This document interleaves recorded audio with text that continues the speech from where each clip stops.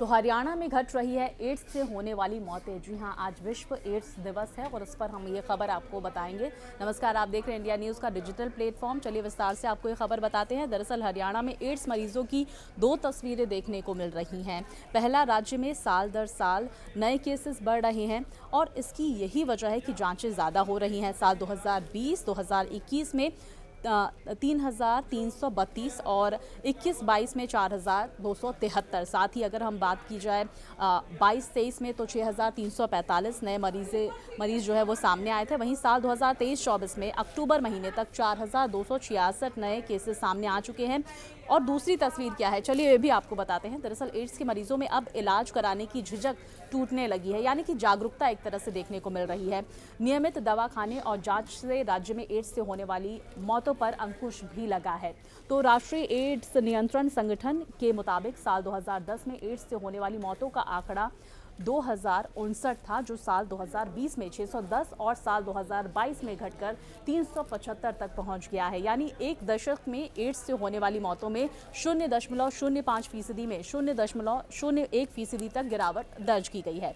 इसके साथ ही राज्य में बढ़ते नए केसेस के संबंध में project director doctor Manish Bansal ने कहा है कि लोगों में अब जागरूकता बढ़ी है, अवेयरनेस बढ़ी है। लोग खुद से जांच के लिए सेंटर्स में पहुंच रहे हैं और हर साल जांचों का दायरा बढ़ाया जा रहा है। तो देखिए, इस वजह से नए केसेस सामने आ रहे हैं। और उन्होंने ये भी बताया कि पिछले कुछ सालों से नशा लेने में वालों में एड्स जो है वो बढ़ता हुआ नज़र आ रहा है और जिसकी यही वजह है कि एक सिरिंज जो है, ऐसे में कई लोग सिरिंज से नशे का सेवन कर रहे हैं। इन लोगों की जांच के लिए गांव-गांव में कैंप भी लगाए जाते हैं, मगर इन कैंप्स में भी ये लोग जांच के लिए नहीं जाते। इसलिए अब लोगों को एड्स के साथ ही नशे के प्रति भी जागरूक किया जा रहा है। उन्होंने ये भी बताया कि प्राथमिकता एड्स के प्रसार को रोकना है। प्रेग्नेंट महिलाओं के पीड़ित होने से ये बीमारी बच्चों में होती है। इसके साथ ही प्रेग्नेंट महिलाओं की स्क्रीनिंग की जा रही है। इससे उनके होने वाले बच्चों में एड्स का प्रसार होने के रोकने में जो है वो मदद मिलेगी। तो साल 2022-23 में स्क्रीनिंग की वजह से 655 प्रेग्नेंट महिलाओं में एड्स की पुष्टि हुई थी। इसका समय पर इलाज हुआ और इससे सिर्फ 8 बच्चों में बीमारी पाई गई है।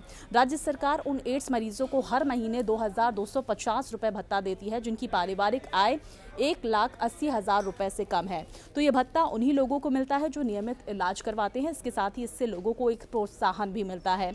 इस योजना का एक असर ये भी देखने को मिल रहा है कि राज्य के लोग चंडीगढ़ या फिर दिल्ली में इलाज करवाते थे, अब दोबारा से हरियाणा में अपना इलाज करवाते हैं वो। और नियमित इलाज की वजह से लोगों में बीमारी से लड़ने की क्षमता भी बढ़ती हुई नजर आ रही है। तो इससे उनकी आयु में भी और मौत जो है वो कम हो रही है। अब दवाइयाँ भी काफ़ी बेहतर हुई है और बंसल आगे कहते हैं कि अगर किसी को बीमारी है तो वो इसका इलाज ज़रूर करवाएं और इस बीमारी को वक्त रहते ही इसके बारे में पता करें और खुद भी जागरूक हों और लोगों में भी जागरूकता फैलाएं। आपको ये वीडियो पसंद आया हो तो लाइक, शेयर और कमेंट करें।